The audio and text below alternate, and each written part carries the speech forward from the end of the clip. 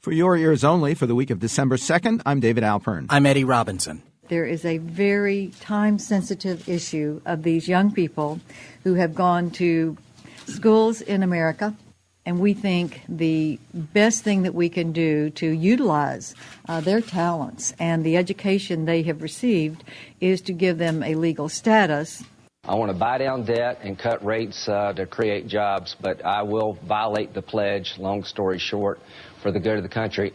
Despite the claims that the president supports a balanced approach, the Democrats have yet to get serious about real spending cuts. Early last week, there were signs that at least some Republican leaders were resigned to recalibrating the party's appeal in key constituencies where they lost the election of 2012. Departing Senators Kay Bailey Hutchinson of Texas and John Kyle of Arizona proposed their own more limited answer to the DREAM Act to aid immigrants here illegally. And Lindsey Graham of South Carolina joined a growing GOP chorus disavowing their pledge not to raise any taxes ever if corresponding curtailed spending was in the deal to avoid automatic tax hikes and draconian budget cuts, the so-called fiscal cliff. There was even some scurrying to find a Republican woman to chair the House Administration Committee. But a larger-than-expected administration proposal for $1.6 trillion in new revenue, including higher rates on the rich, plus more stimulus spending, as well as cutbacks, had House Speaker John Boehner back in attack mode by week's end, at least in public. To talk more about post-election politics, how the cliff might still be avoided, and GOP prospects improved going forward, for your ears only, we're joined again by Princeton Professor of History and Public Affairs, Julian Zelizer. His books include Jimmy Carter, a biography, and Governing America. Welcome back to the program. Thanks for having me.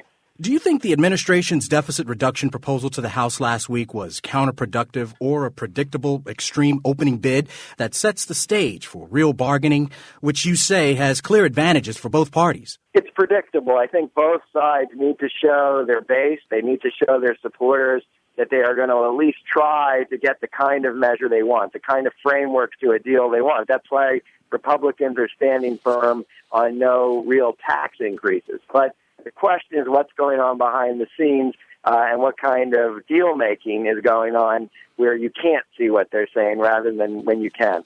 Despite some Republicans promising to break their no tax hike pledge, would it be smarter to let all the Bush-era tax cuts expire and then only have to deal with new reductions? There is an incentive. Then Republicans don't have to do anything other than, put pressure on the administration for new tax cuts rather than trying to preserve the existing tax cuts, which is harder politically. And I think, there's some Republicans who might go that way, but they're nervous. They're nervous that once the taxes go back up, it will be much harder to change it. Now they have a little leverage still on the administration, and I think they want to try to use that. How do you judge the proposed Hutchinson-Kyle Achieve bill for illegal immigrants with no path to citizenship as a Republican appeal to the Latino vote? Well, it's an opening bid. It's not enough, though. I think a lot of Latino voters are distrustful of the Republican Party, and what they want to see is not symbols but substance. And it's good in that you have Republicans now talking about immigration reform rather than just hardline approaches to stopping immigration. But I think in the end, the Republicans are going to have to open up to the idea of pathways to citizenship, which is what the Latino community is demanding. Some Republicans clearly see a need to modify policies, while others say they only need better messaging. What does history show was necessary for beaten parties to bounce back? I think legislation really matters. Look, if you look in the 1930s, the Democrats become the new majority through legislation. It wasn't just symbols. It wasn't just rhetoric. It was Social Security and the Wagner Act. With Ronald Reagan, it wasn't just talk about conservatism. It was the tax cut of 1981, and it was deregulation, which won over supporters. So at some level, defeated parties come back when they have real legislation and when they can then pass that legislation. And what other policy areas do you see Republicans most comfortably shifting to stay competitive in an electorate that's becoming less white, less male, less Christian? Education is one area where Republicans since George W. Bush have been willing to talk. And I think one issue which isn't on the radar right now is the No Child Left Behind, trying to reform those measures of accountability that were put into place. I think that's actually an opportunity where Republicans can show they are concerned about middle-class issues, about children, and I wouldn't be surprised if that actually came back. The other big if is, will they deal with climate change? That is an area where traditionally Republicans had been comfortable talking about environmental programs until the recent decade. And I wouldn't be surprised if there's some pressure to come back to that issue. And do you think the Sandy storm, superstorm, makes that easier for Republicans? So much damage, so many people agreeing that whether man is the cause or not, climate is changing. We got to do something.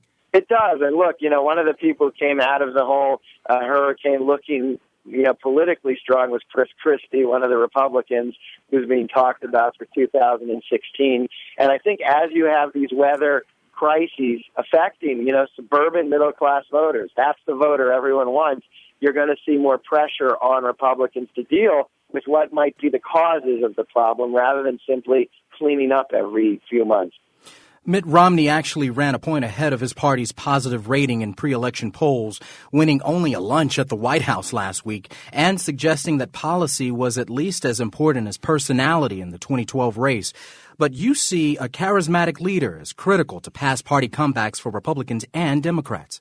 Absolutely. I mean, look, in 1980, the way that Republicans finally brought everything together, they finally brought their movement together, was through Ronald Reagan. It was through a politician of immense charisma who was able to attract a broad base because of who he was, not just because of what he represented. So you have to combine that legislation and the ideas with the person.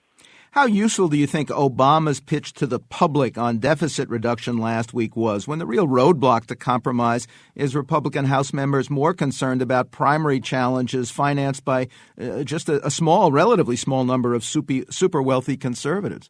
Well, that's the problem. I mean, President Obama's talking to the nation. He's talking to the public at large. But House Republicans are just looking to their districts, which are safe districts, and their major concern are primary challenges from the right. So there's a bit of a disconnect between what the president's doing and what kind of pressure you can build on members of the House.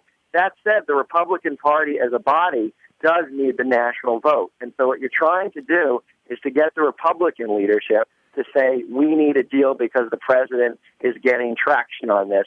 And you're going to have to do this for the party, not just for your districts. And what prospects do you see for a challenge by Democrats in the Senate to current filibuster rules that require 60-vote supermajorities for much ordinary business? Is that what the Founding Fathers had in mind? No, the filibuster is not part of the Constitution. It's not in our Constitution. It was adopted later. And it is a rule that has been reformed several times, including the invention of the cloture, which is the vote needed to close, and the filibuster and reform in 1975. So reform is possible. This process has changed many times. I don't know right now what Harry Reid is thinking. He seems a little more frustrated than he was a few years ago, a little more serious about the need to at least, force people to speak on the floor and not just say they're going to filibuster. But that said, reform is very hard to do. They're going to have to make this a primary issue. They're going to have to invest political capital in reforming the process rather than just policy. Julian Zelizer is a professor of history and public affairs at Princeton and author of Jimmy Carter, a biography, and Governing America. Quote from the news, it's a nice headline number, but it exaggerates the underlying momentum. That was Nigel Galt, chief U.S. economist at HIS Global Insight, downplaying the report that GDP grew at a larger than expected 2.7% in the third quarter. Next, Egypt divided, Palestine recognized, for your ears only.